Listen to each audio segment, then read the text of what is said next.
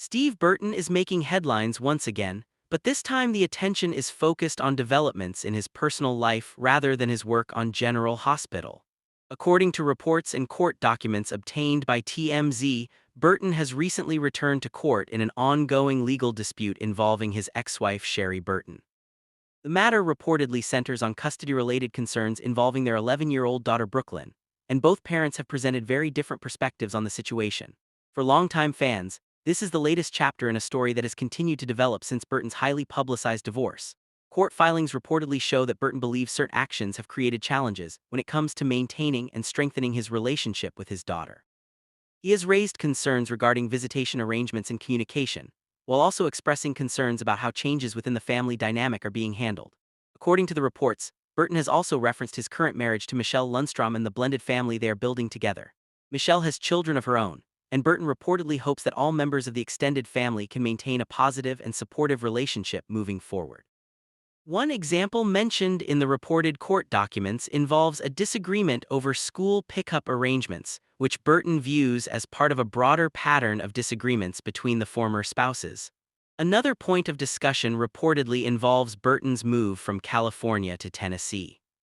Long-distance parenting arrangements can often require additional coordination, and Burton has indicated in court filings that scheduling and visitation issues have sometimes become a source of disagreement. These concerns are similar to issues that have reportedly appeared in previous custody-related proceedings between the former couple. However, Sherry Burton has strongly challenged Burton's claims. According to reports, she rejects suggestions that she has attempted to interfere with her daughter's relationship with her father. Instead, she reportedly maintains that she has supported requests that she believes are beneficial for Brooklyn, and has tried to remain flexible whenever possible.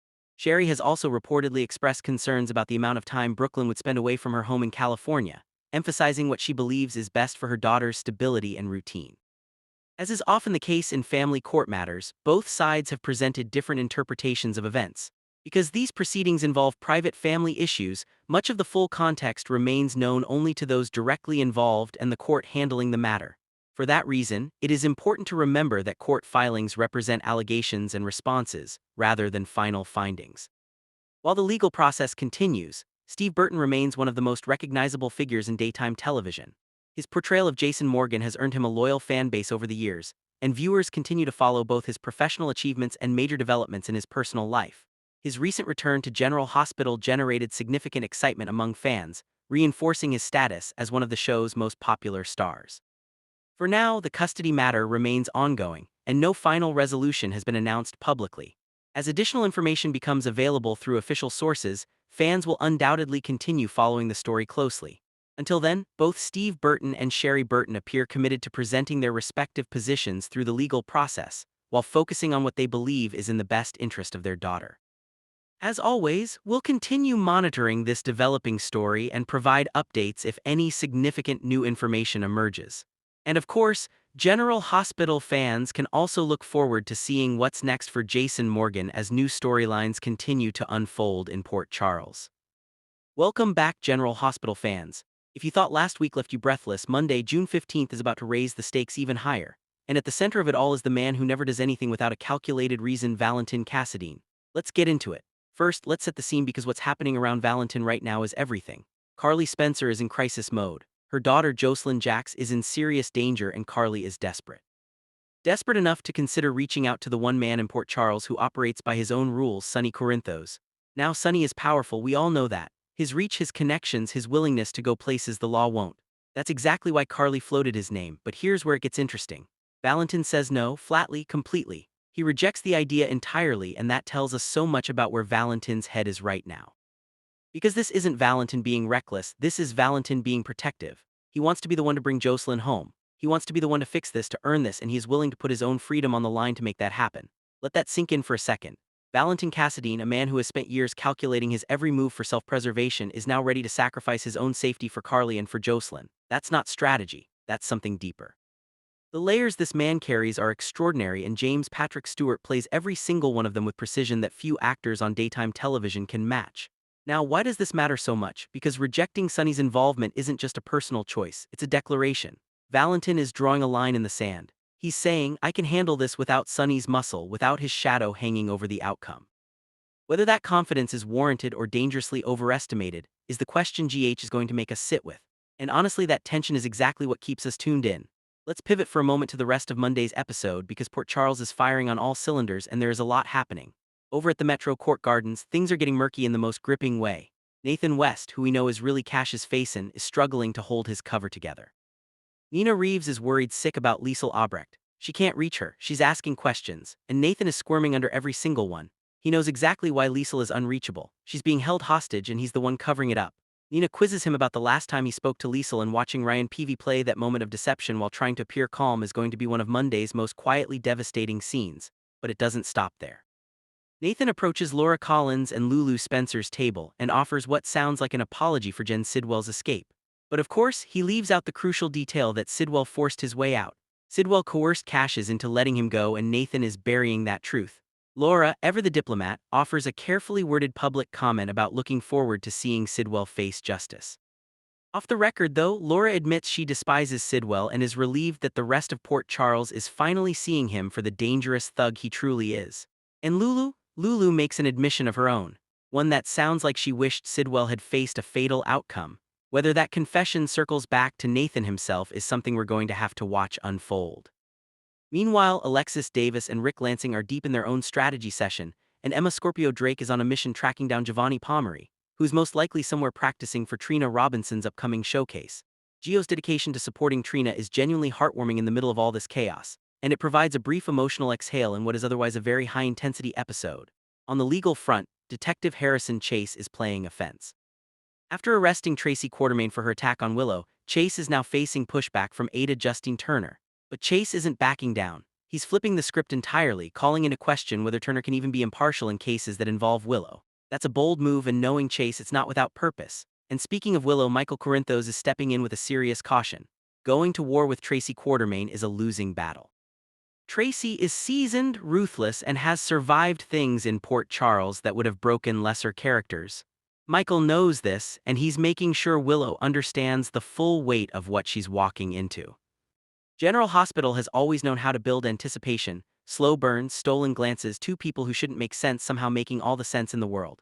And right now in the summer of 2026, there is one pairing that has fans absolutely buzzing: Lucas Jones and Joe Fitzpatrick. Two men, two complicated histories, and a whole lot of chemistry that the show is very deliberately putting on screen. This isn't a rumor. This isn't wishful thinking. This is General Hospital laying the groundwork for something big. So let's break it all down. Who these men are, what's standing in their way, and why this could be one of the most meaningful romances the show has told in years. Let's start with Lucas Jones, played by the talented Van Hansis. If you know Van Hansis, you know his history with groundbreaking LGBTQ+ storytelling on daytime television. He famously played Luke Snyder on As the World Turns, one of the first gay characters in daytime history to be part of a major long-running love story. His portrayal was celebrated, awarded, and adored. So when Hansis joined General Hospital as Lucas Jones, the show wasn't just adding a character, they were adding a legacy. Lucas is Brad Cooper's ex-husband, a doctor with a good heart, a complicated family tree rooted deep in Port Charles history, and a man who has been through more emotional upheaval than most soap characters twice his age. He is, in every sense, a layered, fully realized person, and he deserves a love story that matches that depth. And then there's Joe Fitzpatrick, played by Jonathan Bennett. Yes, that Jonathan Bennett, Aaron Samuels from Mean Girls, the man whose calendar girls across the world have been checking for 2 decades. Bennett brings an effortless warmth and charm to Joe that makes the character immediately likable. And now, the show is teasing that there may be a lot more going on beneath that surface. Here's where it gets interesting. Joe's sexuality has not been explicitly confirmed on screen, but the way General Hospital is writing him, the scenes they're choosing to pair him in, and the very deliberate proximity to Lucas, it all points in one direction. The show is planting seeds, and soap fans know exactly what that means. Lucas and Joe have already begun sharing scenes together, and that is not an accident. On General Hospital, proximity is everything. When writers want two characters to fall in love, they start by putting them in the same room, then the same storyline, then the same emotional orbit. That process has clearly begun for Lucas and Joe. Their scenes together carry a certain energy, a warmth, a curiosity, a sense that both men are circling something neither of them is ready to name yet. It's early, but it's intentional. And that intentionality from the writing room is exactly what fans have been picking up on. Now here's where things get genuinely complicated, and good soap opera is always complicated. Lucas is not walking into this potential romance with a clean slate, far from it. He's carrying secrets and serious ones. We're talking about his connection to the Cold Fusion Project, a storyline that also involves Britt Westbourne, played by Kelly Thibaud, and Ross Cannon, played by Andrew Hawkes. This isn't minor backstory. Cold fusion in the world of General Hospital is the kind of high-stakes, potentially dangerous scientific conspiracy that tends to blow up literally and figuratively at the worst possible moment. Lucas is entangled in it, and whatever he knows, he hasn't told anyone the full truth yet. Those secrets have a shelf life, and when they expire, the fallout is going to be enormous. And that's before we even get to grief. Lucas is still mourning Marco Rios, played by Adrian Encondo. Marco's loss was real, and Lucas is carrying that weight. Now, soap operas are not always known for their extended grieving periods. The genre operates at a pace that real life simply doesn't. But the show is at least acknowledging that Lucas has emotional work to do before he can open his heart again. That acknowledgement matters. It tells us the writers aren't rushing this. They're building it. They want Lucas's journey toward Joe, if that's where this is headed, to feel earned rather than convenient. Let's talk about what a Lucas and Joe romance would actually mean for General Hospital. For Lucas, it would be a continuation of one of daytime's most important LGBTQ plus love story legacies, this time on a show that reaches millions of viewers every week on ABC. For Joe, it would be a defining character moment, a revelation that adds dimension and vulnerability to a man who has, so far, been somewhat mysterious. For Jonathan Bennett specifically, this would be a fascinating full-circle moment. He has been a beloved pop culture figure for over 20 years, and stepping into a meaningful, emotionally complex queer romance on daytime television would be a genuine artistic statement. For the audience, it would be representation done right, not tokenized. Not rushed, but woven carefully into the fabric of a rich, ongoing story. The summer timeline is key. General Hospital loves a summer romance. The show has a long tradition of heating things up between June and August, new couples forming, existing ones tested, and the occasional slow burn finally catching fire. The speculation among fans is that if Lucas and Joe are going to have their first real romantic moment, a summer smooch as some are calling it, the timing would fit perfectly with that tradition. Warm weather, heightened emotions, secrets threatening to surface. It's the ideal pressure cooker for two people who are clearly drawn to each other to finally stop circling and start falling. So where does this leave us? Lucas Jones is grieving, secret-keeping, and slowly, very slowly, allowing himself to be seen by someone new. Joe Fitzpatrick is charming, enigmatic, and being written with increasing intention toward one of Port Charles's most beloved characters. The show is doing this carefully, which is exactly the right approach. General Hospital has an opportunity here to tell a love story that is both entertaining and genuinely important. Ben Hanses and Jonathan Bennett have the talent, the chemistry, and the history to pull it off in a way that will resonate far beyond the soap world. Keep your eyes on these two. The summer of 2026 on General Hospital is just getting started, and Lucas and Joe might be the reason you can't look away. Don't forget to like, subscribe, and drop a comment below. Are you rooting for Lucas and Joe? Let us know. We'll see you in the next one.